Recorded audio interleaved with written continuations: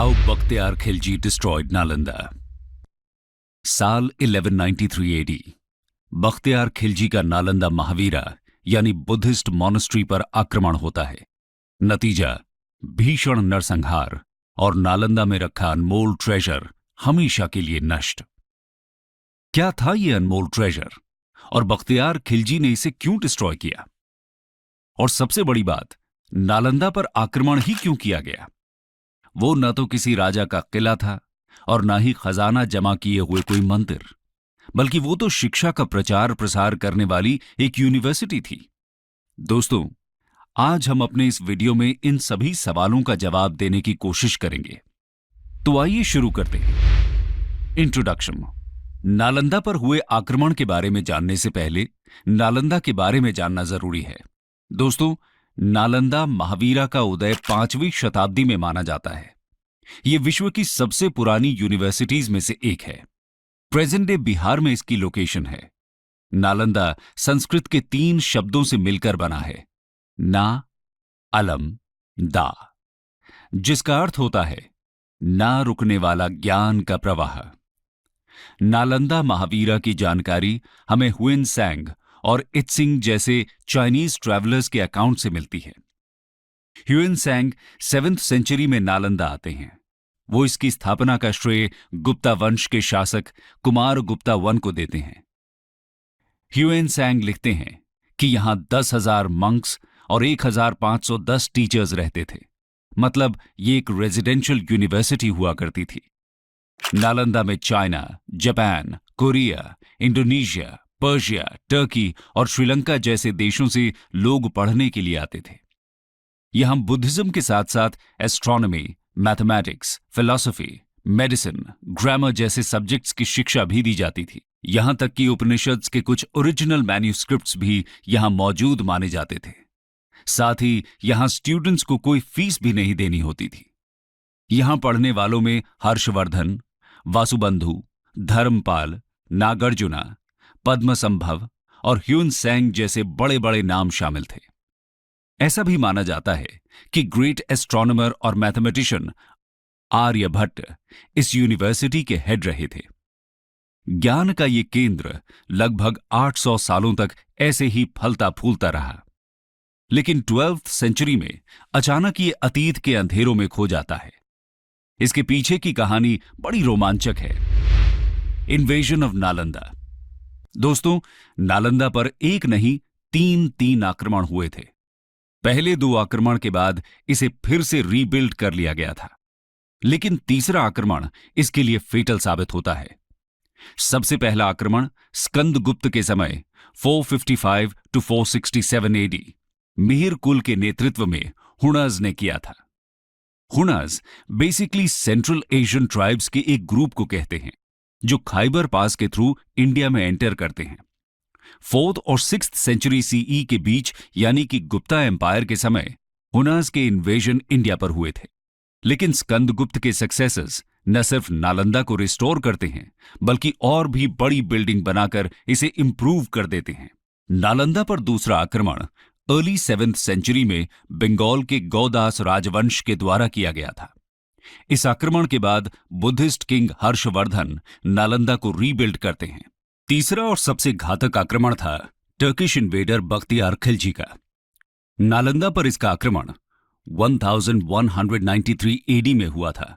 आइए इसके पीछे की कहानी को डिटेल में समझते हैं। Why Bakhtiyar Khilji destroyed Nalanda.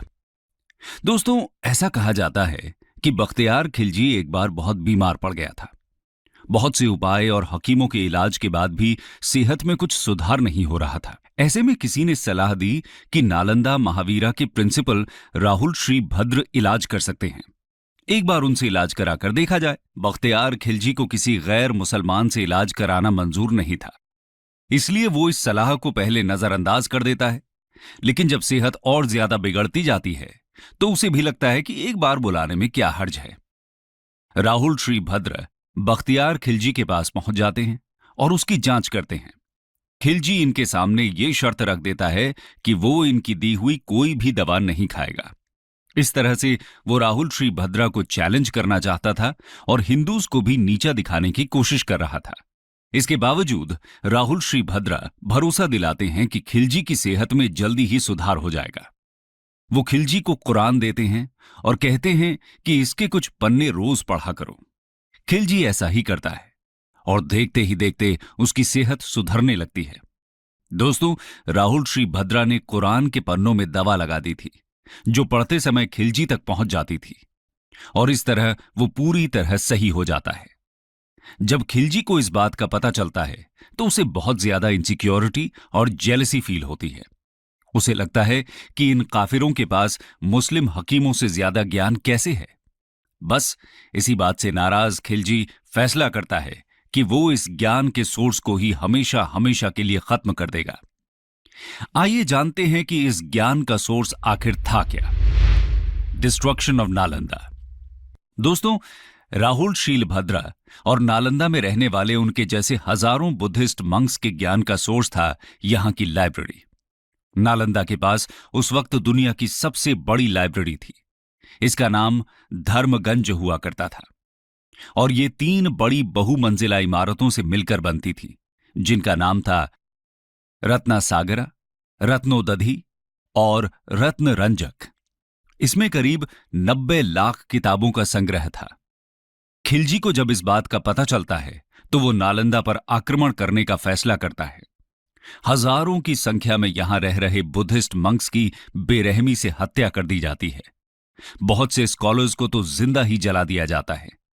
खिलजी की सेना निहत्थे बौद्ध भिक्षुओं पर भूखे भेड़ियों की तरह टूट पड़ती है। चारों तरफ कत्लेआम मच जाता है। उसके बाद यहां की लाइब्रेरी में आग लगा दी जाती है।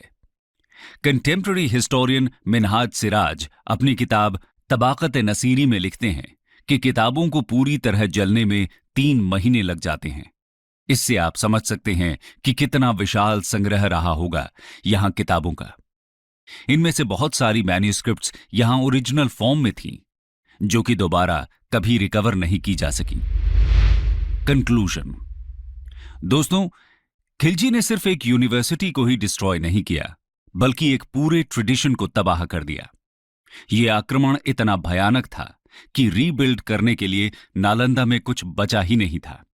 रह जाते हैं तो सिर्फ कांधार में बनी इमारत के कुछ अवशेष, जो समय के साथ मिट्टी में दफन हो जाते हैं। नालंदा को डिस्ट्रॉय करने के बाद खिलजी बिहार में ही 2 और यूनिवर्सिटीज, विक्रमशिला और उदंतपुरी को भी डिस्ट्रॉय कर देता है। यह सिर्फ भारत का नुकसान नहीं था, बल्कि पूरे विश्व का नुकसान था। सिर्फ एक व्यक्ति की जलन और इनसिक्योरिटी की वजह से हजारों वर्षों का ज्ञान संग्रह जलकर राख हो जाता है।